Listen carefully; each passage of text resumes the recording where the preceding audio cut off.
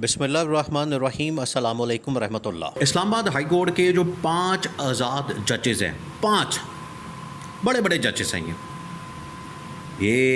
इन्होंने बड़ी हिम्मत दिखाई है, इन्होंने बड़ी जुर्रत दिखाई है और इन्होंने इस निज़ाम को मानने से, हाइब्रिड निज़ाम को, इस सिस्टम को मानने से, इस जाली हुकूमत को मानने से और धौंस और धांधली को मानने से जब इनकार किया और इस इनकार को सामने रखते हुए उन्होंने चीफ़ जस्टिस, इससे पहले भी चीफ़ जस्टिस जो गुजरा जस्टिस काजी फायजी साहब और जो मौजूदा चीफ़ जस्टिस है जस्टिस याह्या अफरीदी, उसको भी ललकारा और बार बार उनकी जानिब से ये कहा जा रहा है कि हम इस निज़ाम को नहीं मानते। ये जो जाली निज़ाम कायम किया गया है, ये जो जाली निज़ाम आप लोगों ने बना दिया है और इसमें धौंस और धांधली के ज़रिए से, ज़बरदस्ती के ज़रिए से हमसे फ़ैसले करवाने की कोशिश की जाती है।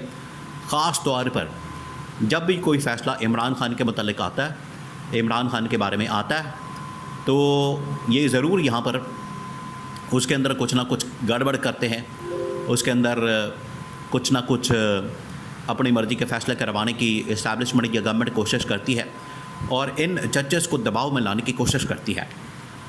लेकिन जब ये जजेस दबाव में आने से इनकार कर देते हैं, फिर इनको डराया जाता है, धमकाया जाता है, अंडर प्रेशर किया जाता है, इनके ख़िलाफ़ प्रोपेगेंडा किया जाता है, कैंपेन की जाती है। और अब एक बहुत बड़ा फ़ैसला किया गया, बहुत बड़ा फ़ैसला, ये फ़ैसला किया गया है कि इन जजेस के ख़िलाफ़ रेफरेंस भेजने की तैयारी हो रही है और बाकायदा रेफरेंस भेजने का फ़ैसला कर लिया गया और इनको रेफरेंस भेज के छुट्टी कराने का फ़ैसला कर लिया गया क्योंकि ये डट गए, ये अब बाकायदा तौर पर खड़े हो गए हैं और ये अब पीछे हटने को तैयार नहीं और किसी किस्म का जो धौंस और धांधली वाला हर बात खंडा है उसको मानने के लिए तैयार नहीं है, जिसकी वजह से अब ये इनके ख़िलाफ़ फ़ैसला किया गया रेफरेंस लाने का।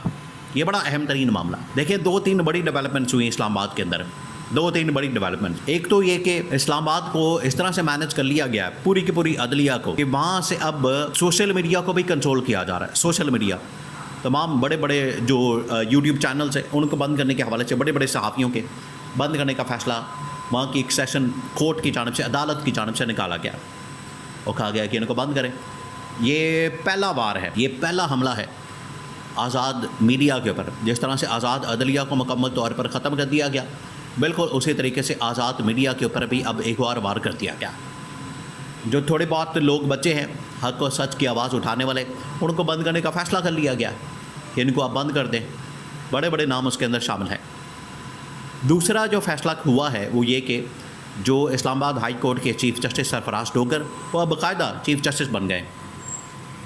उन्होंने हलफ भी उठा लिया, उन्होंने ओहदा भी संभाल लिया और अब वो चीफ़ जस्टिस बन गए हैं। और आप देखें कि लाहौर के अंदर ये 13वें-14वें नंबर के ऊपर थे, इनको ट्रांसफ़र किया गया इस्लामाबाद के अंदर, इस्लामाबाद में अब इनको चीफ़ जस्टिस बना दिया गया और चीफ़ जस्टिस बना के अब ये सारा मामला किया गया। तो चीफ़ जस्टिस बना के अपनी मर्ज़ी का फ़ैसला लेना, ये मकसद है इसके पीछे। तीसरा, वो जजेस जो इस वक्त खड़े हैं, डट गए हैं, मुकाबले के लिए तैयार हैं और हर तरह से जो इनके ख़िलाफ़ हरबे हथकंडे इस्तेमाल किए जाते हैं उसको काउंटर कर रहे हैं। ये 5 जजेस, इनके ख़िलाफ़ अब रेफरेंस लाने का फ़ैसला किया गया।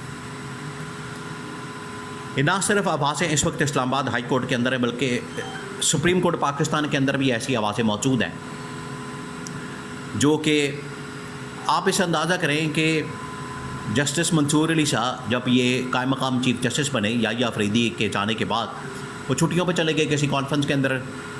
कॉन्फ्रेंस के अंदर जाने का भी वैसे तमाशा गया।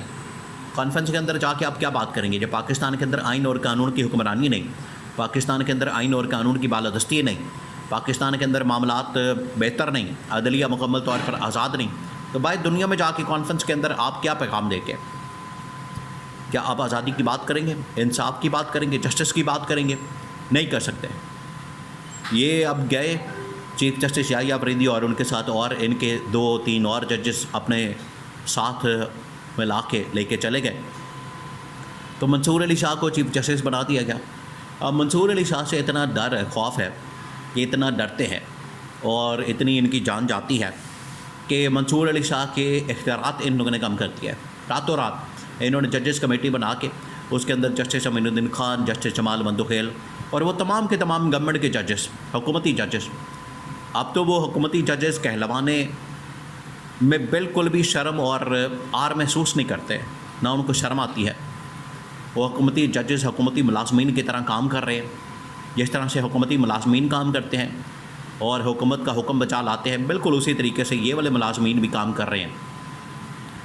तो अब ये जो रेफरेंस का सिलसिला शुरू किया गया है, कितने लोगों के ख़िलाफ़ लेकर आएंगे? देखिए, ये ख़ुद तहरीक के अंदर हवा भर रहे हैं। ये बड़ा ख़तरनाक मामला है। एक तरफ इमरान खान की कॉल है, और अगर इधर से अदलिया की आज़ादी की तहरीक चलती है, अदलिया की आज़ादी की तहरीक आती है, तो आप यकीन करें कि मुल्क के अंदर सही मानों में तब्दीली और इनकलाब आ सकता है। यही वो टाइम है, यही वो वक्त है, यही वो लम्हा है। आप इसकी टाइमिंग को समझें, आप इस मामले को समझें कि अगर इस स्टेज के ऊपर ये रेफरेंस लाया जा रहा है, ये रेफरेंस आ रहा है, तो इसका मतलब है कि यहाँ पर अब अदलिया मैनेज नहीं हो रही, जिसकी वजह से अदलिया को कंट्रोल करने के लिए ये रेफरेंस ला रहे हैं। और अदलिया को कंट्रोल करने के लिए अब इनको अदलिया की आज़ादी के ऊपर ये हमला किया जा रहा है। तो अदलिया की आज़ादी के लिए फिर वकला को बाहर निकलना होगा। वकला के लिए अब ये बिल्कुल आखिरी स्टेज आ गई। यहाँ से अगर ये बाहर निकलते हैं, तहरीक चलाते हैं, और वही वाला जोश और जज्बा इमरान खान के जो लोग हैं, वो आपको पता है कि वो इसमें भरपूर कोशिश करते हैं। अदलिया की जानिब से इनकी आवाज़ आती है और अदलिया के अंदर आवाज़ उठाई जाती है, लेकिन ये वकला का अब बहुत बड़ा एक महाज खुलने जा रहा है। अगर वकला इकट्ठे हो जाते हैं, इमरान खान के साथ मिल जाते हैं, तो ये वो टाइम है, यहाँ से ये एक भरपूर किस्म की तहरीक लॉन्च करके अदलिया की आज़ादी की, मीडिया की आज़ादी की, और मुल्क के अंदर जमहूरियत की आज़ादी और इंसानी हुकूक की आज़ादी की तहरीक शुरू करके, तो इनकी जितनी चालें हैं, इनके मंसूबे हैं, साजिशें हैं, उनको ख़त्म कर सकते हैं। ये वो टाइम है, क्योंकि गवर्नमेंट ने, इस्टेब्लिशमेंट ने जो फ़ैसला किया, ये आखिरकार इनके लिए ख़तरनाक साबित हो सकता है और उल्टा इनके गले पड़ सकता है।